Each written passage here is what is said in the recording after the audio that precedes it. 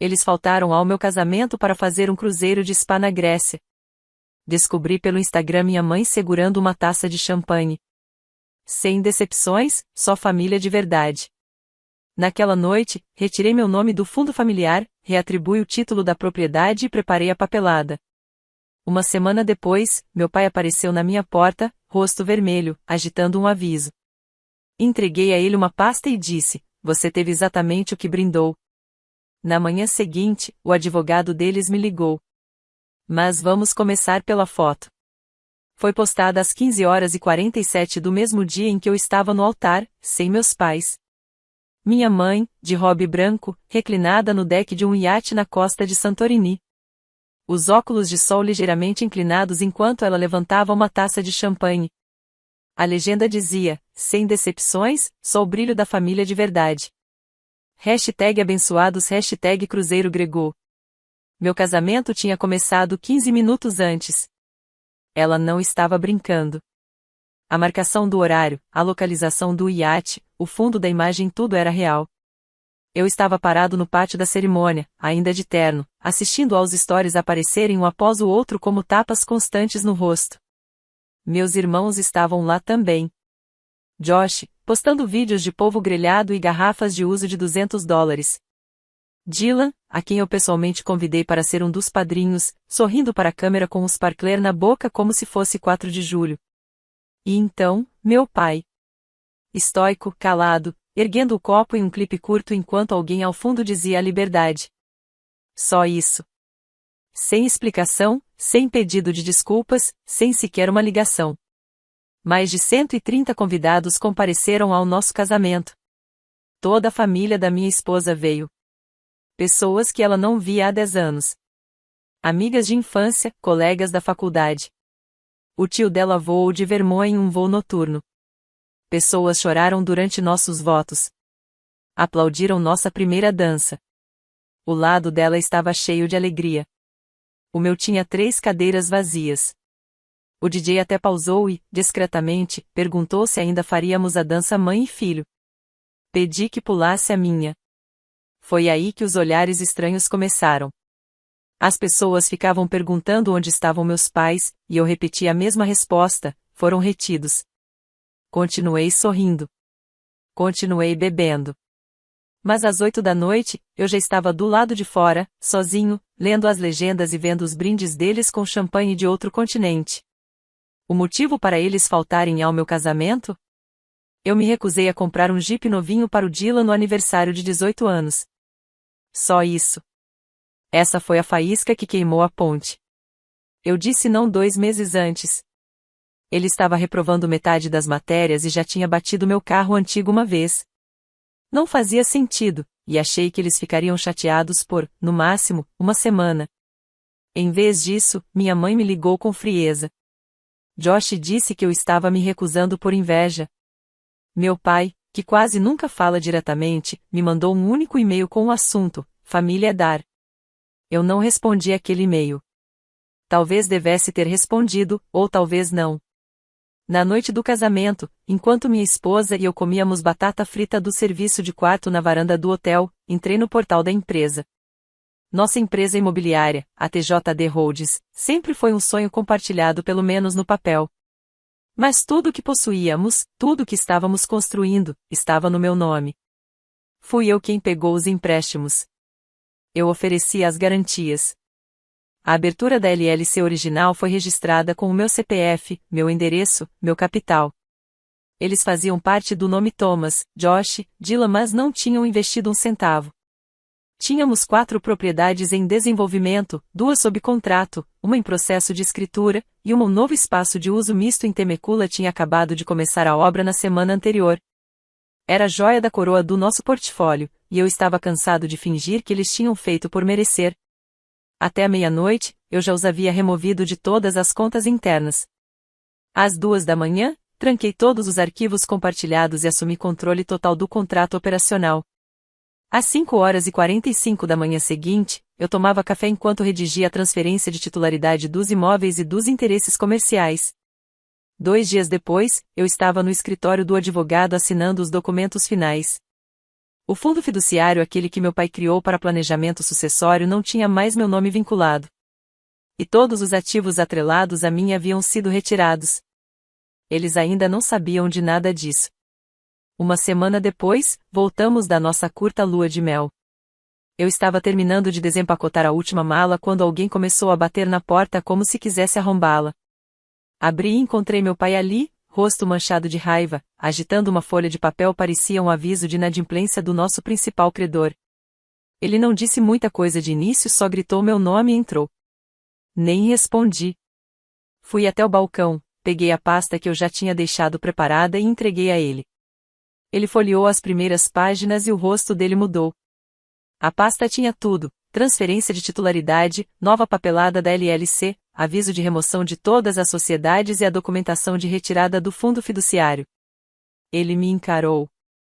Eu não expliquei. Não justifiquei nada. Só disse: "Você teve exatamente o que brindou."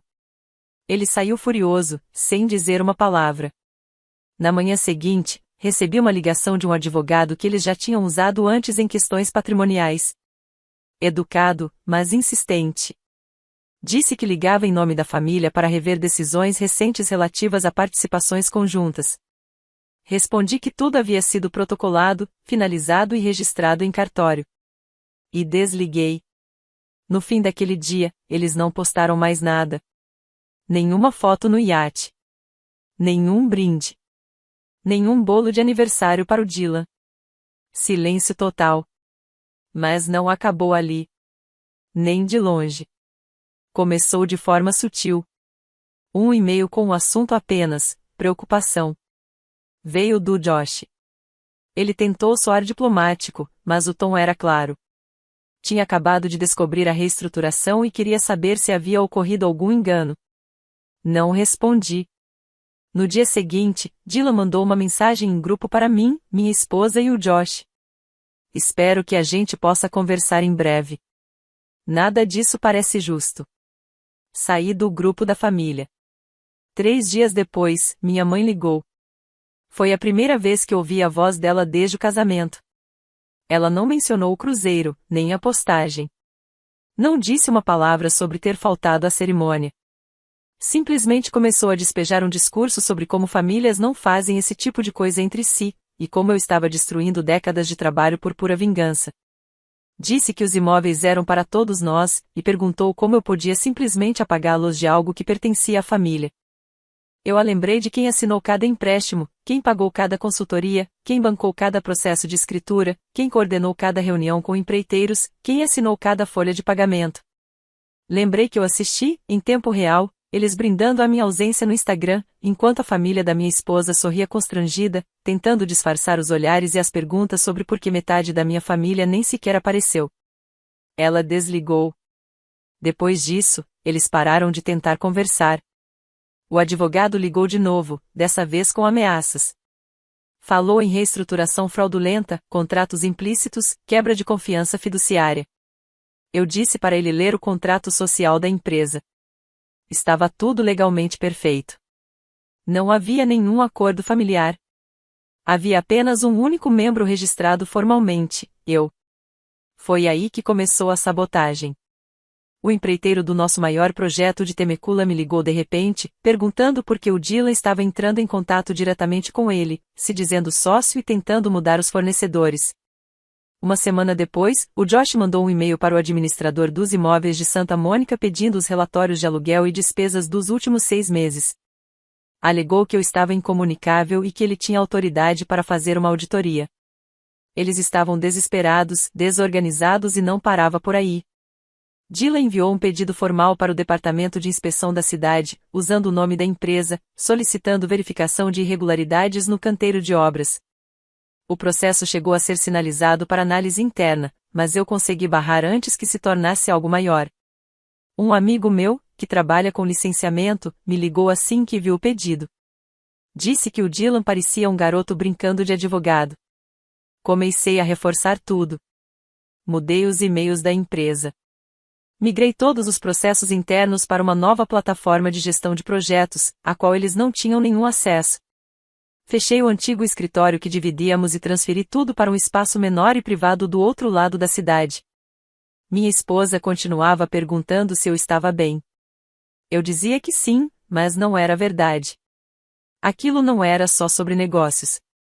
Era o desmoronar de décadas de manipulação, tudo de uma vez.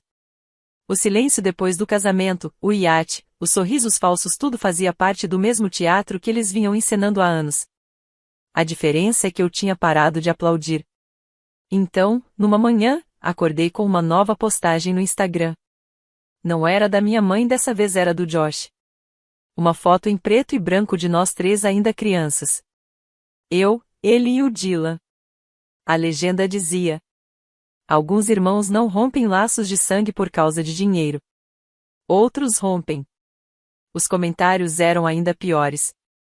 Um desfile de gente que eu mal conhecia aparecendo para dar opinião, lançando indiretas, usando palavras como traição, ganância, frieza. Ninguém mencionou o casamento. Ninguém perguntou onde eles estavam naquele dia. Mas tudo bem. Eu não precisava me explicar. Eles brindaram a liberdade. Pois agora tinham ela. E eu ainda não tinha terminado. 2 semanas depois, chegou a notificação. Carta registrada, envelope grosso, timbre de um novo escritório de advocacia bem maior. Era um pedido formal de mediação sobre a divisão de bens administrados em conjunto e de propriedade intelectual. O argumento deles era de que o nome TJD Holdings, o uso das iniciais, a associação familiar configurava uma sociedade de fato, mesmo sem contrato assinado. Li 3 vezes. Não porque eu não entendesse, mas porque não conseguia acreditar que eles estavam dobrando a aposta desse jeito. Nenhum pedido de desculpas, nenhuma admissão de culpa. Apenas mais uma tentativa de colocar as mãos no que eu construí. Liguei para meu advogado, encaminhei tudo e disse para partir pro tudo ou nada. Sem acordos. Sem concessões. Cada e-mail, contrato e transação dos últimos 5 anos estava no meu nome. Tínhamos capturas de tela, registros com horário, até prova da ausência total deles nas decisões. Enquanto isso se desenrolava, as coisas começaram a ficar mais pessoais. Um cliente antigo me mandou um e-mail, confuso. Disse que o Josh havia entrado em contato para esclarecer algumas mudanças na liderança. Um dos nossos investidores originais contou que o Dylan andava dizendo por aí que eu estava instável, sob pressão, e que talvez me afastasse em breve. O joguinho deles era amador, mas perigoso. Ataques à reputação, cochichos disfarçados de preocupação, sabotagem passiva. Comecei a agir antes que eles pudessem espalhar mais. Agendei reuniões, tranquilizei clientes, mostrei os documentos, a trilha de titularidade. A maioria se manteve leal. Alguns, não. Perdi um contrato em que estava trabalhando havia 6 meses. Não por algo específico que eles fizeram, mas pela tensão que criaram nos bastidores. Mas o pior veio da minha mãe. Ela apareceu no meu escritório. Sem avisar. Nem sei como descobriu o novo endereço. Entrou como se nada tivesse acontecido. Como se não fosse a mesma pessoa que faltou ao meu casamento para beber champanhe em cima de um touro inflável, com a legenda, família de verdade. Olhou em volta como quem avalia uma sala de hotel. Disse que o lugar parecia pequeno e provisório. Depois perguntou o que seria necessário para as coisas voltarem a ser como eram. Essa frase como eram ficou martelando na minha cabeça. Como se o passado tivesse sido aceitável. Como se décadas de controle, julgamentos velados, manipulação emocional pudessem simplesmente ser apagadas com a minha assinatura em alguns papéis e um sorriso forçado. Eu disse que já tínhamos passado desse ponto. Ela perguntou se eu conseguiria perdoá-los. E eu perguntei se ela sequer sentia algum arrependimento. Ela não respondeu. Eu a acompanhei até a porta, tranquei assim que ela saiu e fiquei sentado no escuro por muito tempo depois disso. A pressão jurídica continuava aumentando. Eles tentaram de tudo, manipulação emocional, atrasos processuais, chegaram até a oferecer uma reestruturação da sociedade que me daria participação majoritária contanto que eu restaurasse as cotas deles. Recusei todas as propostas. Então começaram a aparecer em reuniões do Conselho Municipal onde nossa empresa era listada como parte interessada. Mas não era para apoiar, era para causar problemas. Josh chegou a me acusar, durante uma sessão pública de comentários, de violar regulamentações de zoneamento. Tive que responder formalmente, para registro. Foi vergonhoso para ele, mas causar dano era o verdadeiro objetivo. Ruído. Distrações. Caos. Durante tudo isso, minha esposa esteve ao meu lado. Nunca me pediu para reconsiderar, nunca sugeriu que eu fosse a pessoa mais madura. Ela enxergava tudo com mais clareza do que eu. Aquilo não era uma briga de família. Era uma disputa de poder que só veio à tona agora que eles perceberam que não podiam mais me controlar. Uma noite, sentados no chão da sala, ela me perguntou se eu sentia falta deles. Não respondi de imediato. Só continuei olhando para o celular, rolando mais uma das postagens deles, uma foto do Josh e do Dylan no evento de gala para o qual eu não fui convidado. A legenda dizia: raízes fortes, sem podridão. Eu disse a verdade. Não sinto falta deles. Sinto falta da versão de mim que ainda não sabia quem eles realmente eram. 2 dias depois dessa postagem da gala, recebi uma ligação de um corretor com quem já havia trabalhado em alguns espaços comerciais. Ele queria saber se eu estava ciente de que meus pais estavam tentando apresentar os antigos projetos da vinícola àquele terreno que, anos atrás, havíamos proposto transformar em um retiro de luxo nos arredores de Ojai. Os planos estavam desatualizados, o zoneamento já havia mudado 2 vezes desde então. Mas aparentemente, eles estavam tentando vender o conceito como um projeto familiar aprovado, com meu nome ainda incluído no material de apresentação. Estavam usando meu nome para atrair interessados. Sem me avisar. Sem meu consentimento. Quando o corretor perguntou se ainda estávamos trabalhando juntos, fui direto. Eles não têm nada para vender. Nada do que façam parte legalmente. E acrescentei: se você levar isso adiante com eles, eu entro com uma ação por falsa representação. Isso deveria ter encerrado o assunto. Mas então recebi um e-mail de um endereço desconhecido. Era uma mensagem privada de alguém da associação de moradores do bairro dos meus pais. Aparentemente, eles tinham procurado o conselho pedindo cartas de apoio para um pedido de subsídio de capital privado que exigia comprovação de apoio familiar e unidade em torno de uma proposta de herança cultural. Minha mãe havia declarado que estavam reconstruindo um projeto geracional, após um breve desentendimento familiar. Estava usando o drama todo como uma narrativa inspiradora. Como se estivéssemos apenas dando uma pausa antes de um grande reencontro emocional, daqueles dignos de filme. Eu senti a manipulação como um calor na nuca. Mas o verdadeiro golpe veio mais tarde naquela semana. Minha esposa e eu fomos visitar o canteiro de obras do projeto em Temecula, para acompanhar o andamento da construção. Estacionamos em frente ao trailer da obra, passamos pelas cercas provisórias e vimos o Dylan parado diante de uma das unidades. Ele estava com uma corretora de imóveis, dando uma espécie de tour. Esperei. Observei. No momento em que ele me viu, congelou. A corretora olhou, confusa. Dylan murmurou algo sobre direitos de parceria e resolver internamente. Me aproximei e disse à corretora que podia ir embora. Ela ficou visivelmente constrangida e disse que pensava que ele fazia parte da titularidade. Não fazia. Nunca fez. Naquela noite, mandei uma mensagem para o Dylan. Essa é sua única advertência. Se encostar de novo em qualquer propriedade minha, eu abro um processo. Ele respondeu com uma linha.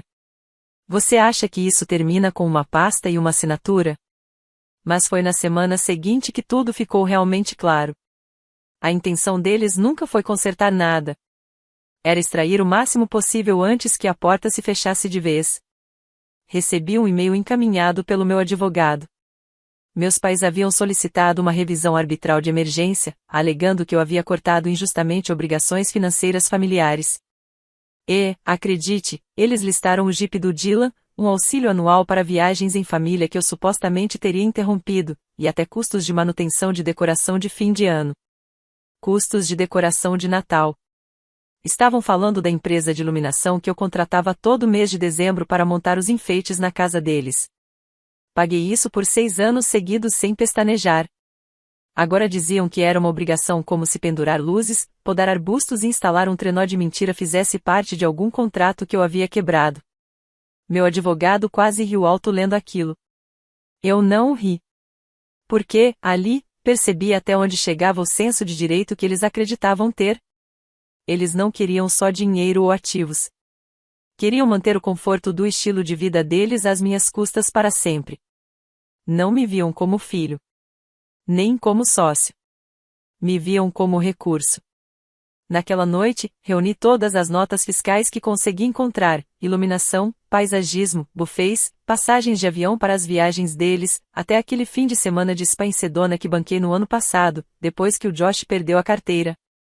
Enviei tudo para meu advogado e pedi para preparar uma reivindicação de reembolso, caso eles levassem a arbitragem adiante. Mas não levaram. O silêncio voltou.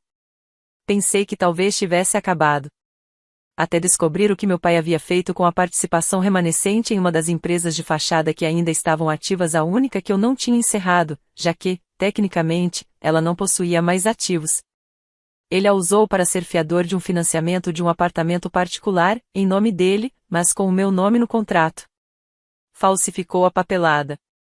O banco me ligou primeiro, como parte da verificação de rotina.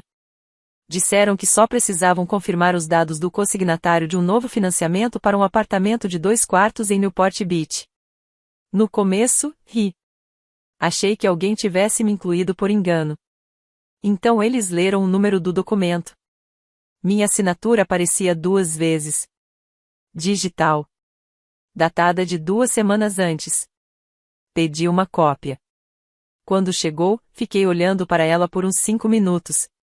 Parecia minha assinatura, mas não era. A fonte, o ângulo, estavam só um pouco fora do lugar. Pouco bastante para enganar qualquer um, menos eu.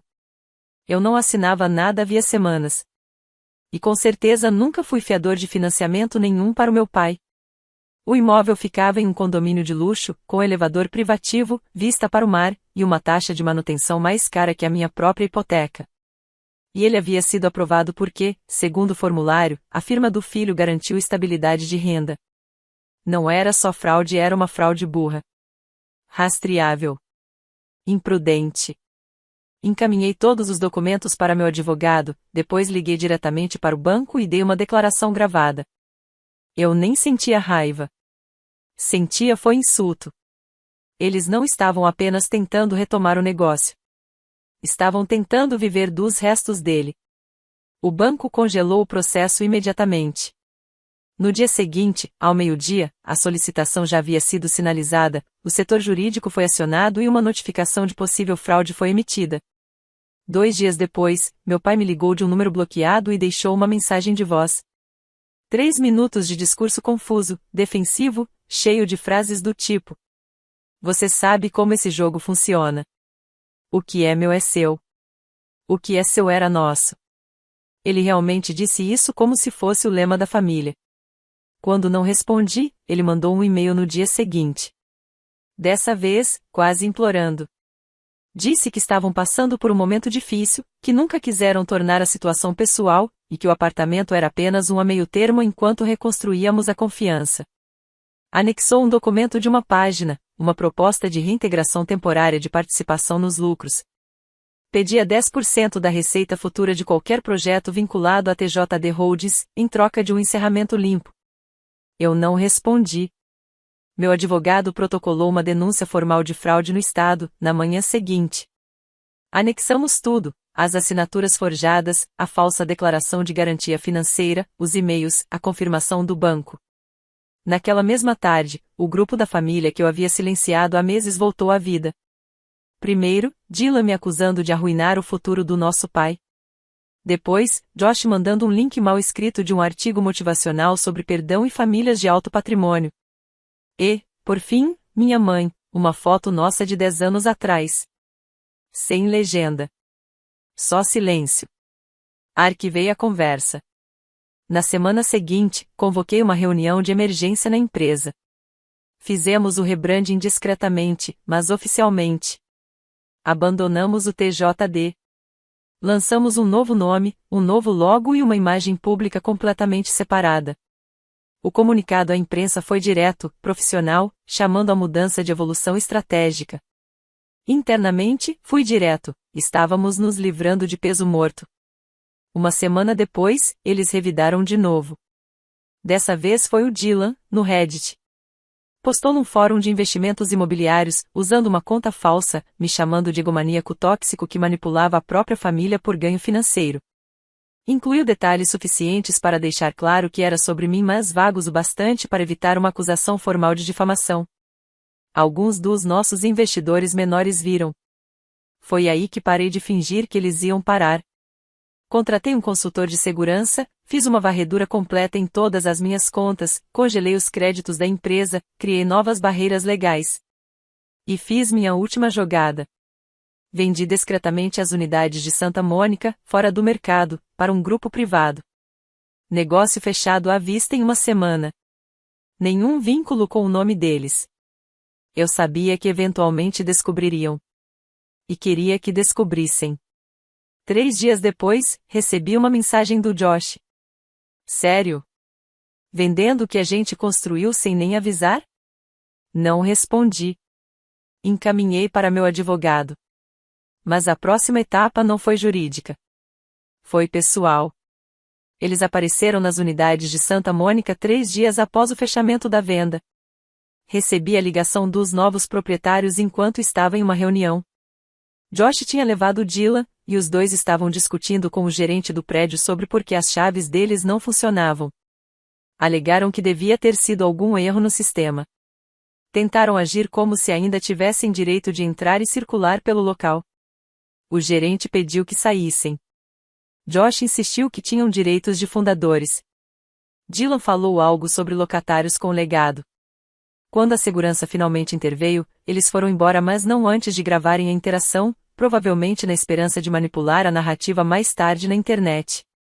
Eles nunca imaginaram que eu iria tão longe. Mas aqui está a verdade, eles é que tinham ido longe demais meses antes. Muito antes do iate, do casamento ignorado, dos documentos falsificados do financiamento. Essa era só a parte em que as consequências finalmente chegavam. Naquela noite, fui até o local pessoalmente. Não porque precisasse, mas porque eu queria ver com meus próprios olhos. O lugar estava tranquilo, limpo, calmo e, pela primeira vez em anos, livre de qualquer pessoa que não merecesse estar ligada àquilo. Fiquei um tempo dentro do carro. Depois fui para casa, entrei no sistema e desativei todos os logins que algum dia estiveram conectados a eles, contas de fornecedores, painéis internos, listas arquivadas de clientes, apaguei tudo. Claro que eu tinha backups. Mas agora somente eu tinha acesso a eles. Na manhã seguinte, o advogado deles enviou um último e-mail. Assunto: proposta de reconciliação. 12 parágrafos. Cheio de palavras bonitas sobre união familiar, história compartilhada, mal-entendidos. Em algum ponto lá pelo 7º parágrafo, ele deixou escapar a proposta. Uma reintegração gradual de participação societária, baseada em colaboração de boa-fé. Fiquei olhando para aquela frase por um tempo. Reintegração gradual. Respondi com uma única linha. Não há mais nada a reintegrar. Depois bloqueei o endereço. A partir daí, o barulho finalmente começou a diminuir. As ligações pararam. As postagens diminuíram. Eles ainda soltavam uma coisa ou outra. Josh postava frases vagas sobre lealdade. Dylan tentou lançar um canal no YouTube sobre investimentos imobiliários, fracassou depois de 2 vídeos. Minha mãe ainda não tinha falado comigo diretamente desde o dia em que entrou no meu escritório e perguntou o que seria preciso para voltar como era antes. Mas ouvi dizer que colocaram a casa à venda. Silenciosamente. Imagino que o dinheiro apertou depois que os cheques pararam de chegar. Eu segui em frente. A empresa ficou mais enxuta, mais ágil, mais lucrativa sem eles. Assumimos 2 novos projetos, dobramos a receita em 6 meses. Contratei gente nova, pessoas que realmente queriam trabalhar, não apenas se beneficiar. Uma noite, minha esposa e eu estávamos sentados no pátio, com uma garrafa de vinho, quando ela me perguntou se eu achava que eles voltariam a tentar algo. Respondi: talvez. E sorri. Mas, se tentarem, vão bater numa porta que já não existe mais. E essa era a verdade. Não existe retorno para quem brinda a sua ausência e chama isso de paz. Eles só nunca pensaram que eu levaria a sério. Nunca imaginaram que eu iria embora de verdade. Mas fui. E levei tudo comigo.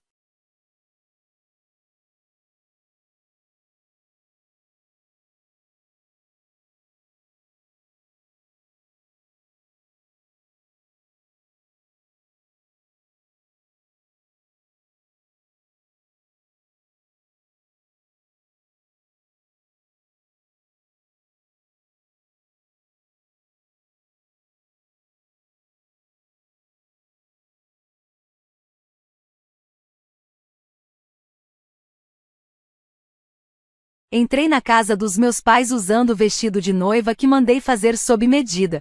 Hailey girava debaixo do lustre. Champanhe voava de suas mãos, cercada por pessoas aplaudindo como se ela tivesse acabado de curar um câncer. Ela me viu ali e sorriu como se nada estivesse errado, como se fosse só mais uma história divertida para postar online. 3 semanas antes, tudo ainda estava intacto. Fevereiro em Santa Fé foi frio, mas tranquilo, aquele tipo de silêncio que envolve suas costelas e te segura com delicadeza. Elliot e eu estávamos finalmente planejando a vida que sempre quisemos. Ele era firme, atencioso, um arquiteto de mãos ásperas e voz suave. Nunca levantou a voz, nunca me interrompeu, e me olhava como se eu fosse a pessoa mais interessante da sala. Ficamos noivos em dezembro, só nós dois, nada de grandes anúncios, nada de Instagram, só um anel esculpido em madeira, 2 canecas de chocolate quente e o sol do deserto se pondo atrás dos penhascos. Nosso casamento estava marcado para 20 de maio, pequeno, significativo, nada extravagante, apenas amigos, alunos, colegas e a galeria de arte onde nos conhecemos, Galeria Galo, entre 2 prédios de adobe, cheia de beleza imperfeita. Enviei os convites, confirmei o quarteto de cordas. Uma ex-aluna até fez meu vestido bordado à mão com ramos de oliveira, porque Elliot dizia que eu o lembrava de uma resiliência silenciosa. Tudo estava indo bem, até a Hailey ligar. Ela disse que tinha uma grande novidade e insistiu num jantar de família. Eu devia ter percebido. Assim que entrei, vi o banner. Ela disse sim, balões, um bolo enorme, nossa mãe filmando tudo com o celular, papai abrindo o champanhe, Hailey no centro de tudo, brilhando num vestido branco de coquetel, de mãos dadas com um homem que eu mal conhecia. Gente, ela anunciou, o Jasper e eu vamos nos casar. Fiquei congelada. Todos nós ficamos. O cara tinha aparecido só 6 meses atrás. Chamativo, presunçoso, sempre falando do portfólio de investimentos como se fosse uma extensão da alma dele. Dia 20 de maio, continuou ela, radiante. Não é incrível? Destino. Olhei para ela, depois para os meus pais. Ninguém disse nada. Esse é o dia do meu casamento. Falei, finalmente. Hailey riu. Sim, eu sei, mas tipo, você não registrou a data, né? E o seu vai ser só uma cerimônia pequena. O nosso vai ser um evento. Vai ser no nosso lindo resort. O tio do Jasper conseguiu o salão de baile pra gente. Esperei que alguém, qualquer um, dissesse que aquilo era errado, que fosse injusto, mas meu pai só deu de ombros. Faz sentido, Lena, o casamento da Hailey vai ter mais gente, mais família, mais mídia. Minha mãe completou, você pode mudar o seu pro fim de semana seguinte. Não é como se fosse importante. O seu é mais íntimo, de qualquer jeito. Parecia que eu estava vendo um acidente em câmera lenta, sem conseguir me mover. Meu coração batia forte, a garganta seca. Não vou remarcar, disse baixinho. O sorriso da Hailey desapareceu. Por que você tá sendo tão egoísta? Fiquei parada por mais alguns segundos, absorvendo tudo, a decoração, as câmeras, o fato de que ninguém achava que havia algo errado. Então peguei meu casaco e fui embora. Minha mãe ainda me chamou. Pensa na família, querida. Mas eu não olhei para trás, não dessa vez. Era uma manhã de quinta-feira quando recebi a ligação. Eu estava no meu escritório no campus, corrigindo portfólios de design de meio de semestre com uma xícara de café frio ao lado, quando meu celular vibrou. Oi, aqui é a cara, da Galeria Galo, me desculpe ligar assim de repente. Endireitei a postura. Aconteceu alguma coisa? Houve uma pausa. Tivemos uma mudança na reserva para o dia 20 de maio. O espaço foi reservado novamente. Pisquei, sem entender. Não, isso não pode ser. Essa data está com a gente há mais de um ano. Eu sei, ela disse. Revisei os registros 2 vezes. A nova reserva foi feita pessoalmente ontem, em nome da Hailey Caldwell. Não ouvi mais nada, tudo ao meu redor parou. O zumbido das luzes fluorescentes, o vento batendo na janela. Eu olhava para aquele nome o mesmo que dividiu comigo a infância, os bolos de aniversário, os segredos agora impresso num contrato que já foi meu. Hailey não tinha apenas levado meu dia, ela tomou o nosso lugar, o espaço em torno do qual Elliot e eu construímos uma história, onde ele me beijou pela primeira vez, perto de uma escultura de vidro quebrado, o único lugar que parecia com a gente. Desliguei o telefone sem me despedir, fiquei ali sentada, entorpecida. Quando contei para Elliot naquela noite, ele não se abalou, sentou ao meu lado no sofá quentinho, segurou minha mão e só me deixou falar. Contei tudo, como me ignoraram, como Hailey sorriu como se tivesse vencido, como minha própria mãe disse, é só um local. E Elliot apenas assentiu, como se já soubesse que aquela ferida ia muito além da logística. No dia seguinte, fui até a casa dos meus pais não para pedir ajuda, mas para ver se ainda restava um traço de decência neles. Não passei da segunda frase. Você devia ter finalizado o depósito antes, disse meu pai, sem tirar os olhos do jornal. Sim, ela ofereceu mais que eu. Bom, ele respondeu, dobrando o papel. Você não pode ficar surpresa, o casamento da Hailey vai ser muito maior, vai ter mais exposição, é bom para a família. Família, aquela palavra ecoou como um veneno. Minha mãe nem fingiu preocupação. Não vale esse drama todo, Lena, é só um espaço. Não deixe isso estragar sua relação com sua irmã. Olhei para ela. Ela roubou. E está animada, minha mãe respondeu, como se isso apagasse tudo. Seja a pessoa maior. Já ouvi essa frase tantas vezes. Seja melhor quando Hailey tiver problemas na escola e você tiver que cobrir para ela. Seja melhor quando ela bater seu carro aos 19 anos e nunca pagar. Seja melhor quando sua mãe disser que gostaria que vocês duas fossem mais parecidas com Hailey. Sempre a pessoa maior. Sempre a sombra. Saí sem dizer mais nada.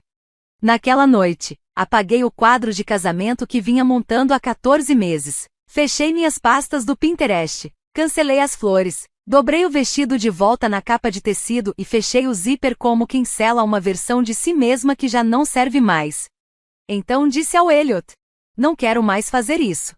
Ele levantou os olhos do bloco de desenho. Fazer o quê? Fingir que está tudo bem. Fingir que eu tô bem sendo apagada. Ele não respondeu de imediato. Apenas fechou o bloco de desenho. Se levantou, pegou as chaves e disse: vem comigo. Eu fui, sem perguntar. Sem saber se estava fugindo ou finalmente acordando. Dirigimos em silêncio. Eram quase 19 horas quando Elliot pegou a rodovia 285, longe das luzes da cidade. O deserto se estendia ao nosso lado como uma tela esquecida. Pinceladas de céu lilás desaparecendo em terra dourada e macia. Não perguntei para onde íamos. Não me importei. Eu estava exausta, não só cansada, vazia. Guardando coisas demais, por gente demais. Por tempo demais. E agora? A única coisa que deveria ser nossa foi tirada de mim como se nunca tivesse significado nada. Dirigimos por mais 20 minutos até Tesuque Hills, até que ele diminuiu numa curva não sinalizada. Um portão alto, de ferro enferrujado, surgia à frente, coberto parcialmente por era. Uma câmera de segurança clicou. O portão se abriu. Virei para ele. Onde estamos? Ele não respondeu, só continuou dirigindo. Seguimos por uma estrada de cascalho sinuosa, cercada por zimbros e flores silvestres do deserto, até que uma estrutura surgiu, baixa, comprida, feita inteiramente de vidro e pedra, brilhava na luz fraca como se tivesse sido esculpida da própria terra, uma propriedade privada, uma obra de arte. Endireitei o corpo no banco. Elliot, de quem é esse lugar? Ele finalmente olhou para mim. Eu projetei isso. Você projetou isso? Ele assentiu. E construí, é meu. Pisquei, sem entender. Como assim, seu? Ele estacionou sob uma saliência curva e desligou o motor. Por um momento, o carro ficou em silêncio, como se o mundo tivesse prendido a respiração. Eu não fui totalmente honesto com você, disse ele. Não porque eu não confiasse, mas porque eu vi o que acontece quando o dinheiro entra na sala. Senti o ar faltar. Cresci de outro jeito, ele continuou. Família tranquila, rica. Mas me afastei. Eu odiava o privilégio. a generosidade de fachada, o apego ao status em vez da essência. Então saí, recomecei com meu próprio nome, do meu jeito. Aquela galeria onde nos conhecemos, aquela instalação foi uma doação minha. Ele sorriu de leve, quase triste. Mantive o perfil discreto por um motivo. Eu não queria ser o troféu ou bilhete dourado de ninguém, só queria alguém que me enxergasse de verdade. Eu não soube o que dizer, apenas o encarei. O homem que eu achava conhecer, e que, ao que parecia, era dono de uma das propriedades mais incríveis que já tinha visto. Ele abriu a porta e saiu. Em seguida, deu a volta e abriu a minha. O segui por uma passarela curva de vidro até o coração da casa. Sensores de movimento acenderam as luzes, revelando um interior minimalista, com pisos de concreto polido, couro macio, estantes de carvalho recheadas de livros de arte e um átrio central com um espelho d'água iluminado por baixo. Isso é inacreditável, sussurrei. Ele parou ao lado do átrio e se virou para mim. Se você ainda quiser se casar no dia 20 de maio, Lena, esse lugar é seu, tudo isso, para o casamento, para o que quiser. Senti a garganta apertar. Você não está fazendo isso só para se vingar da Riley, está? Não, disse ele, com suavidade. Estou fazendo isso para garantir que ninguém apague você de novo. Fiquei ali, naquele espaço silencioso e cheio de ecos, e senti algo mudar. Não era só gratidão, nem amor, era dignidade. Depois de tanto me encolher, tanto engolir, tanto tentar caber, finalmente alguém me oferecia algo sem que eu precisasse implorar. Um lugar só meu. Um futuro que eu podia chamar de meu. Peguei a mão dele. Então vamos fazer disso algo inesquecível. Ele sorriu. Ela não fazia ideia do que a esperava. A mensagem chegou às 22h42. Eu estava na cama, olhando para o teto, me perguntando como tinha passado de noiva a figurante no show de outra pessoa. Meu celular vibrou no criado mudo. Jasper Blackwell começou a seguir você no Instagram. Só isso já seria estranho. Mal tínhamos trocado 2 palavras. Lembrei dele em algumas férias em família, sempre interrompendo os outros, sempre com um copo na mão, sempre mais encantado consigo mesmo do que com qualquer pessoa ao redor. Mas o que veio depois me fez sentar. Mensagem direta de Jasper: você merece algo melhor do que fizeram com você. Podemos conversar? Fiquei olhando para a tela. 1, 2, 3 vezes. Parte de mim achou que era uma brincadeira. Mas outra parte mais velha, mais calejada, mais sábia sabia exatamente o que era aquilo. A fantasia perfeita de Riley estava começando a desmoronar. Mesmo assim, não respondi, travei o telefone e tentei voltar a dormir, mas as palavras continuavam ecoando. Podemos falar? Na manhã seguinte, mostrei a mensagem para o Elliot. Ele não pareceu surpreso. Responde para ele, disse, simplesmente. O quê? Por quê? Porque às vezes são as rachaduras que revelam mais do que a superfície jamais conseguiria. Então eu respondi. Uma única palavra. Meu? Por quê? A resposta veio quase imediatamente. Porque eu não sou cego. Vejo o que está acontecendo e começo a me perguntar se não sou só mais um figurante na história dela. Nos encontramos na tarde seguinte, em um café tranquilo perto da praça antiga, daqueles com piso de ladrilho irregular. Jazz suave tocando ao fundo e baristas que escrevem poesias nos copos de papel. Usei óculos escuros e escondi o rosto no capuz do moletom. Ele apareceu com uma aparência surpreendentemente comum. Sem terno caro, sem pose exagerada, só um homem que parecia não dormir há dias. Sentou-se sem cumprimentar e foi direto ao ponto. Eu não sabia que ela tinha roubado seu espaço. Fiquei em silêncio. Ela me disse que você cancelou, continuou, que estava com problemas no orçamento e adiou o casamento pro outono. Bofei. Claro que disse. Ele balançou a cabeça. Isso foi só o começo. Quanto mais a gente planejava, mais eu percebia, isso não é um casamento, é um lançamento de marca. Como assim? Perguntei.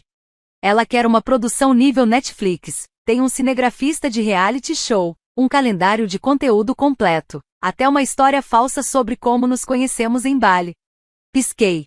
Vocês não se conheceram em Bali. Ele me encarou.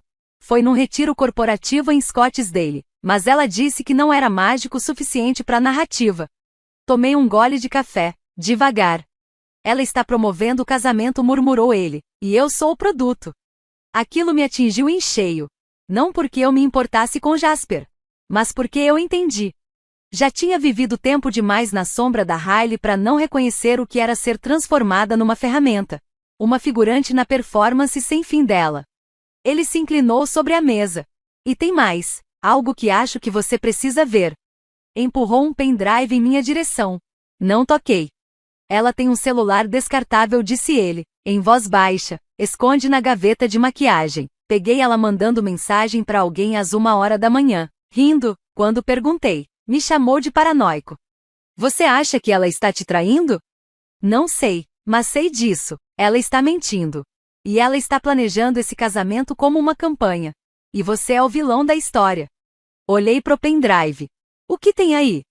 Prints, áudio, vídeo. Ela admitiu que queria sua data por despeito. Disse, com essas palavras, ela pode chorar depois. Tentou subornar o coordenador da sua galeria. Disse que queria esmagar você. Minha mão tremeu um pouco quando alcancei o pendrive. Por que você está me dando isso? Porque eu estou cansado de ser usado. E talvez eu queira que ela finalmente veja quais são as consequências reais. Ele se levantou, abotoou o paletó e fez uma pausa. Seja lá o que você estiver planejando, eu quero ajudar. Fui para casa naquela noite, abri o laptop e assisti às gravações. Quando terminaram, Elliot entrou com uma taça de vinho tinto. Olhou para o meu rosto e nem precisou perguntar. É por isso que a gente não recua, disse ele. E eu acreditei. Porque naquele momento, eu não estava mais lutando apenas por um casamento. Eu estava lutando pelo último vestígio de respeito próprio que minha família ainda não tinha conseguido arrancar. Elliot não me perguntou o que tinha no pendrive. Ele não precisava. Ele me observou sentada à mesa da cozinha por mais de 1h, ouvindo repetidamente a voz da Hailey. Sua risada, seus sorrisos calculados, sua crueldade casual. Ela vai cancelar, disse ela ao coordenador da galeria. Ela sempre faz isso, ela é mole, esse espaço merece alguém que saiba usá-lo. A cada vez que ouvia aquela frase, algo dentro de mim se partia e se reconstruía. Eu não era mole. Eu era silenciosa. E isso não é a mesma coisa. Naquela noite, Elliot fez 3 ligações discretas. Não ouviu o que foi dito. Só o tom da voz dele calmo, firme, controlado. O mesmo tom que imaginei que usaria negociando terras com clientes teimosos ou resolvendo obras em crise. Ele voltou para mim com uma frase simples. Começamos amanhã. Na manhã seguinte, nossos convites personalizados chegaram, lacrados em envelopes verde escuros com letras douradas e selos de cera. Elliot os havia encomendado meses antes de tudo acontecer. Nunca imaginei que ainda os usaríamos, mas agora eles pareciam diferentes. Pareciam uma declaração. Cada convite trazia um código RSVP privado. Nada de site, link ou hashtag. Apenas um número. Esse número desbloqueava as instruções para chegar a Sage State, a propriedade que ninguém sabia que existia, a menos que Elliot permitisse. A lista de convidados foi cuidadosamente selecionada: artistas, curadores, professores, ex-alunos que se tornaram alguém, sobreviventes de traições familiares, mulheres quietas que suportaram demais e agora tinham um motivo para celebrar. Uma semana depois, os rumores começaram. Primeiro, uma postagem num blog sobre a Southwest Artline, um casamento secreto, supostamente envolvendo o renomado arquiteto Elliot Montgomery e uma propriedade artística privada escondida nas Tesuquils. Depois, sussurros na sala dos professores. Em seguida, mensagens diretas. Por fim, a ligação da Hailey. 2 semanas de silêncio. E de repente, o ping. Hailey. Olá, irmã. Só queria avisar que vamos lançar o trailer do nosso casamento neste fim de semana. Pensei em te avisar, já que o seu casamento pode parecer meio discreto em comparação. Fiquei olhando para a mensagem. Minhas mãos nem tremeram. Ela queria provocar. Eu deixei. O que ela não sabia era que o trailer do casamento dela nunca veria a luz do dia. Não depois do que estava por vir. 3 dias depois, o Albuquerque Journal publicou uma matéria exclusiva. O herdeiro da arquitetura Elliot Montgomery se casará com a educadora artística Lena Caldwell em uma cerimônia privada em uma propriedade restrita. A matéria citava uma lista de convidados com líderes regionais, curadores e figuras da mídia nacional. Ao meio-dia, já eram mais de 20.000 compartilhamentos. Às 15 horas, nova mensagem de Hailey. Hailey, por que o Jasper se recusa a finalizar nossa lista de convidados? O que você disse a ele? Eu não respondi. Estava sentada ao lado de Elliot, no pátio da Sade, ajudando a organizar os assentos. O sol estava quente. O ar cheirava a chá de cedro e limão. Pela primeira vez em semanas, eu me sentia em paz. Você quer que ela fique longe da imprensa? Perguntou Elliot, com um meio sorriso. Levantei os olhos. Ela não foi convidada.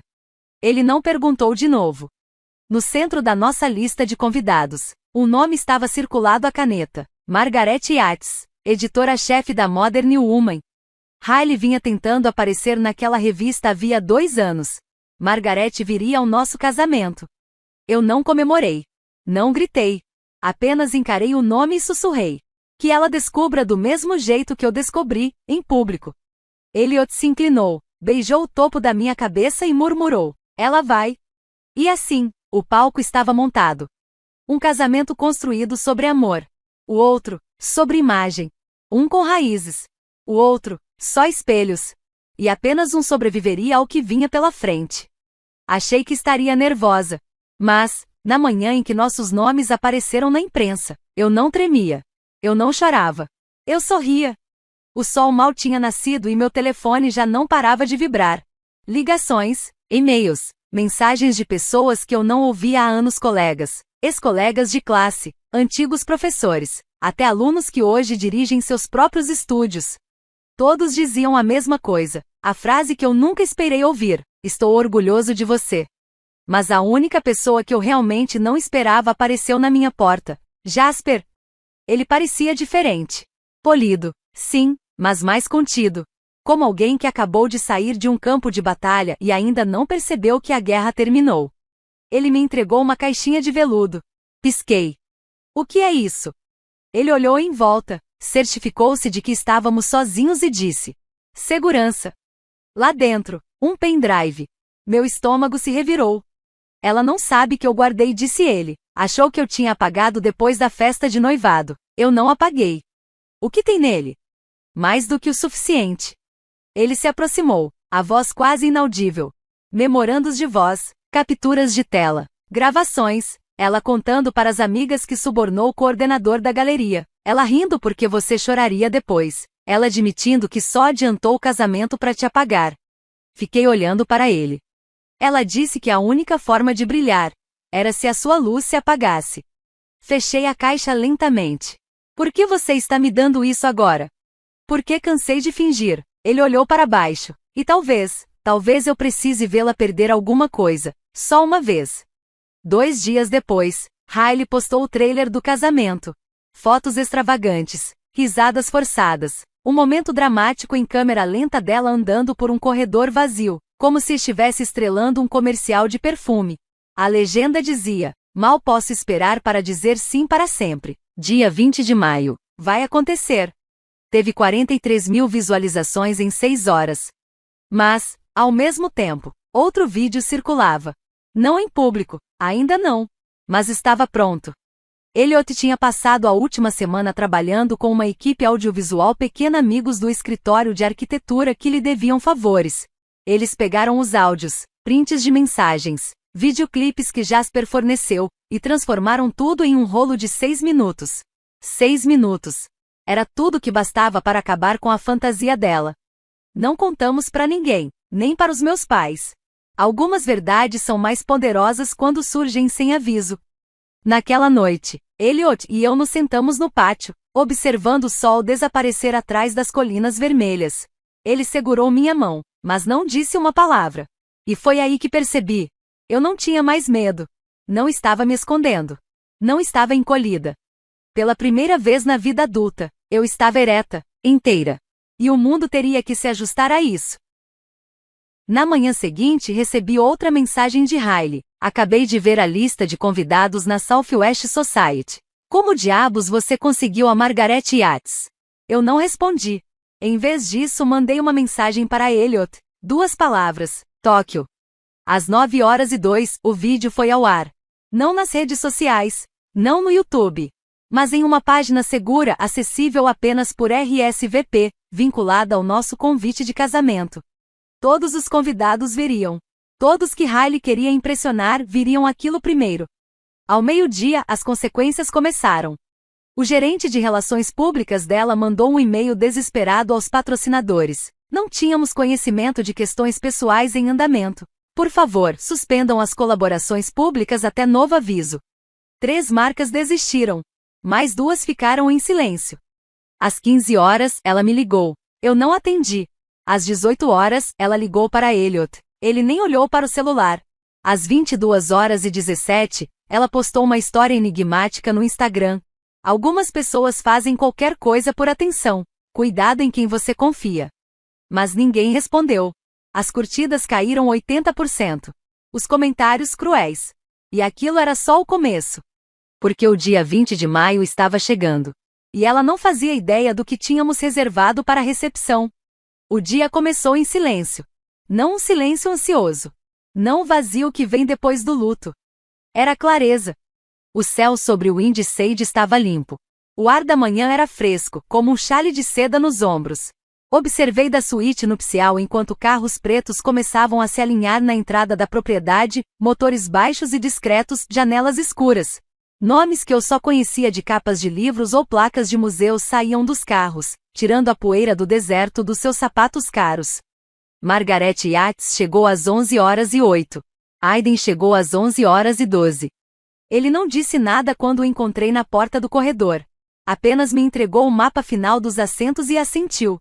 Ela não está lá. Assenti de volta. Ótimo. A cerimônia começou exatamente às 14 horas. O mesmo horário que Hayley havia reivindicado para si.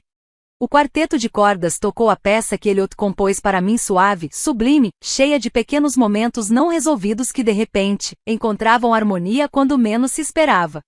Enquanto caminhava pelo corredor, eu não sentia nervosismo. Eu me sentia leve. Meu vestido era simples, cetim puro, sem cauda, sem véu. Mas vi a forma como a multidão se inclinava para a frente. Como observavam não por curiosidade, mas por reverência. Eles não estavam ali para fofocas. Estavam ali pela verdade. Quando cheguei perto de Elliot, ele não disse nada. Apenas pegou minha mão, como já tinha feito tantas vezes, como se eu já estivesse em casa. Fizemos nossos votos sob um arco de rosas silvestres do deserto e ramos de oliveira, com as colinas ao fundo prendendo a respiração. Quando o oficiante nos declarou casados, os aplausos foram calorosos e respeitosos, mas foi só na recepção que o fogo realmente começou. Elliot se aproximou com a taça na mão para fazer seu brinde. O salão estava suavemente escurecido pelo entardecer, tudo banhado por um dourado morno. Obrigado a todos por estarem aqui, começou ele. Hoje não é só sobre amor, é sobre a verdade, e sobre se levantar quando alguém tenta te silenciar. As pessoas se voltaram para ele. Alguns trocaram olhares incertos. Minha esposa, ele disse, pausando para que a palavra ecoasse. Quase tiraram dela esse casamento. O lugar, a data, até mesmo sua dignidade. Mas em vez de recuar, ela se levantou. Ele olhou para mim. Eu assenti, apenas uma vez. Então ele fez um gesto sutil para a equipe de audiovisual no canto do salão. E hoje, gostaríamos de compartilhar a história completa. As luzes se apagaram ainda mais. A tela atrás de nós se acendeu. Tudo começou com a voz de Hayley, gravada no telefone de Jasper, límpida e cruel. Ela vai cancelar. Sempre cancela. É fraca. Essa galeria é minha. Um suspiro coletivo atravessou a multidão. Depois vieram os prints. As mensagens dela para o coordenador, oferecendo um extra generoso. Me consiga essa data. Faça acontecer. Aumente minha reserva. As mensagens para Jasper. Essa é minha chance. Ela que chore depois. Murmúrios de incredulidade se espalharam. E então, o clipe final. Um vídeo escondido. Ela durante um jantar, rindo, maquiagem borrada, uma taça de vinho na mão. Se ela realmente amasse aquele cara, já teria desistido. Ele é só um artista qualquer. Eu sou quem tem um casamento de verdade. Ela é só ruído de fundo. Quando as luzes se acenderam, ninguém disse uma palavra. Até que os aplausos começaram. Não eram educados, nem forçados. Eram um trovão. E foi então que as portas se abriram com estrondo. Hayley estava ali, parada no fundo do salão, ainda vestindo seu vestido de grife. O rímel escorrido pelo rosto. Ela deu 2 passos à frente, olhou para os rostos, ouviu o silêncio, e congelou. Foi quando veio o golpe final. Nossa mãe se levantou. Talia, disse ela, usando o nome do meio de Riley, aquele que só era dito quando algo estava terrivelmente errado. Chega, vai embora. O rosto de Riley se contorceu. O quê? Você já envergonhou essa família o suficiente, continuou nossa mãe, agora mais calma, mas com uma firmeza gelada. Este não é o seu dia. Riley não respondeu. Ela apenas se virou e saiu. As portas se fecharam atrás dela com um estalo surdo. Soltei o ar devagar. Estava feito. Mas o eco daquele momento ainda se espalharia. E ela não fazia ideia de quão longe isso iria. 3 dias depois, recebi uma carta. Não foi um e-mail, nem uma mensagem de texto. Foi um bilhete escrito à mão, sem remetente. Dentro, apenas uma frase. Isso não acabou. Você me roubou tudo. Espere. Dobrei o papel, guardei numa gaveta e fechei, sem pensar 2 vezes. Porque àquela altura, Riley já havia perdido tudo que realmente importava para ela. E eu já tinha conquistado o que ela jamais compreenderia. Uma vida que não precisava da aprovação dela para ter valor. O vento do ar não era quente, como uma mão afagando meu rosto. Elliot e eu estávamos sentados em um café, escondido entre 2 vielas de pedra em Florença. Nossas xícaras estavam pela metade. O sol refletia nas bordas dos óculos dele. E pela primeira vez em anos eu não sentia que precisava me preparar para nada. Não havia manchetes me esperando. Nem mensagens passivo-agressivas. Nem cancelamentos de última hora. Nem cobranças para ser uma versão mais palatável de mim mesma. Só o silêncio. Só nós 2. Passamos 10 dias vagando por aquela cidade como se não tivéssemos nada a provar. Manhãs no céu, tardes desenhando portais em pátios esquecidos. Noites bebendo vinho em silêncio. Mas não aquele silêncio constrangedor, era um silêncio pleno, completo. Numa dessas noites, enquanto assistíamos ao pôr do sol na Praça Michelangelo, Elliot se virou para mim e disse: "Você parece mais leve." "Eu me sinto mais leve", respondi. Como se eu tivesse deixado para trás algo que nem sabia que estava carregando. Essa era a coisa sobre ser apagada por tanto tempo. Nem sempre a gente percebe o peso da espera, até ela acabar. Quando voltamos para Santa Fé, uma carta me esperava do reitor do meu departamento. Eles tinham visto a cobertura do casamento, assistido ao vídeo, recebido mensagens de doadores e ex-alunos. Queriam me oferecer uma nova posição, diretora de artes e iniciativas de equidade, com orçamento para criar um programa de mentoria para artistas estudantes subrepresentados. Eu disse sim, e algo dentro de mim se abriu. O programa começou pequeno. 6 alunos. Alguns os primeiros da família a entrar na faculdade. Uma menina a quem disseram que não vendia imagem. Outro que foi intimidado por desenhar abstrato em vez de realista. Vi partes de mim em cada um deles. As partes que um dia mandaram encolher, suavizar, recuar. Disse a eles o que ninguém nunca disse para mim: você não precisa ser barulhento para ser poderoso, só precisa ser claro. E eles ouviram. Enquanto isso, Riley sumiu. O Instagram ficou em branco. Nada de parcerias com marcas. Nada de brunch fotografados, nem contagens regressivas pro casamento. A assessoria dela rescindiu o contrato. Os patrocinadores caíram fora. Até a marca de skincare que ela estava criando divulgou um aviso discreto de cancelamento. Segundo um vizinho, ela voltou a morar com nossos pais. Nunca confirmei. Nem precisei. Por quê? Pela primeira vez na vida, o silêncio dela não soava como ameaça. Soava como encerramento. Algumas semanas depois, encontrei nossa mãe na cooperativa. Ela estava ensacando laranjas, de óculos escuros, dentro do mercado. Não disse nada. Ficou parada, esperando que eu passasse por ela. Olhei. Era a mesma mulher que um dia me disse: não crie problemas, apenas seja graciosa. A mesma que sugeriu que eu me adaptasse, porque o casamento da Riley tinha mais visibilidade. Mas não senti raiva. Não mais. Senti pena. Pelo tamanho minúsculo em que o mundo dela tinha se tornado. E segui andando. Algumas noites, ainda penso no instante exato em que tudo mudou. Não foi quando Riley roubou o local. Nem quando Elliot revelou a verdade sobre Sagevin. Nem mesmo quando o vídeo foi ao ar. Foi no momento em que eu disse: chega de fingir. Ali começou tudo. Ali foi quando eu parei de viver esperando desculpas que nunca viriam, e comecei a viver por mim mesma. Riley tentou tirar tudo de mim. Mas, no fim, Ela me deu o que nunca quis entregar. Uma razão para me levantar. Uma razão para retomar meu nome. Uma razão para me escolher por inteiro. Sem pedir desculpas. Para sempre. E isso, eu nunca mais devolvo.